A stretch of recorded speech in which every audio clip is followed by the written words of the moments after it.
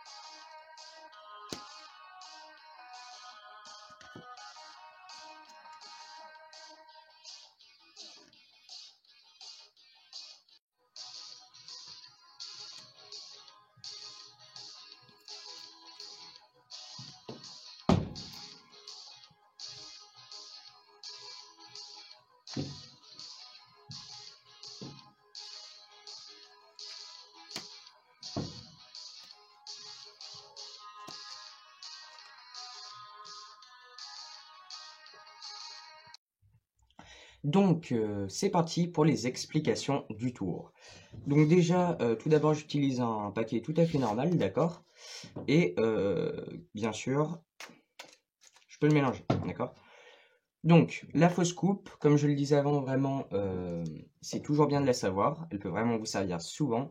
Et bien faite, elle n'est vraiment pas visible. Donc, tout d'abord, il va falloir tenir votre paquet en position de la donne dans la main gauche. Donc bien sûr, si vous êtes droitier, vous prenez votre paquet dans la main gauche. Si vous êtes gaucher, vous prenez votre paquet dans la main droite. La donne, je l'ai déjà expliqué dans une précédente vidéo. Donc une fois que c'est fait, vous allez venir donc faire comme si vous récupériez le paquet, sauf que vous allez le laisser en position de la donne, mettre le pouce en bas et tous les autres doigts en haut, d'accord? Donc ça donne quelque chose après comme ça. Donc paquet en position de la donne et je viens le récupérer, mais en le laissant dedans. Une fois fait, votre index, il va falloir qu'il se relève un petit peu, donc comme ça, un petit peu plus relevé que les autres, pour venir en fait couper à peu près la moitié, un quart, comme ça, vraiment. Donc là, à la position de la donne, je viens récupérer, je lève un petit peu mon index et viens couper à peu près la moitié, un quart, pardon. Donc une fois qu'il a coupé un quart, avec mon pouce, donc je vais lâcher la position de la donne et avec mon pouce, je vais venir prendre ici, donc là normalement aussi ça devrait se lever, je vais venir chercher le petit coin et le faire pivoter pour que ça aille dans ma main gauche. D'accord? Donc je répète, donc une fois fait, je lève un petit peu pour prendre un quart et avec mon pouce, je viens pivoter pour mettre dans ma main gauche. Donc une fois que ça c'est fait, vous allez faire pareil, sauf qu'au lieu de faire la position de la donne, vous allez revenir couper, d'accord? Donc comme ça, vous avez votre paquet normalement, vous recoupez à peu près un quart, d'accord? Une fois fait, donc là normalement vous êtes comme ça, c'est-à-dire que oui, qu'il y a vos trois doigts pardon, sur le dernier paquet, donc qui est en vérité le milieu, et votre index qui est en train de prendre justement un quart du paquet. Une fois fait, il faut que votre annulaire puisse récupérer le paquet du bas et que votre pouce du coup il ait encore de la place pour que justement ça vous donne quelque chose comme ça.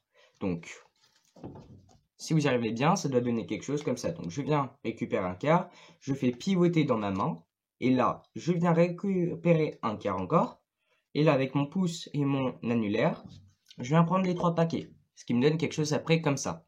Donc si je récapitule, ça fait là, ça c'est le haut donc qui vient ici, donc milieu, bas, donc lui c'est le haut, ça c'est le bas et ça c'est le milieu, d'accord? Haut, bas, milieu. Donc une fois fait, je viens prendre le paquet du milieu en pinçant avec mon pouce et mon index, donc comme ça, d'accord? Donc mon paquet est comme ça, je viens le récupérer en pinçant, d'accord?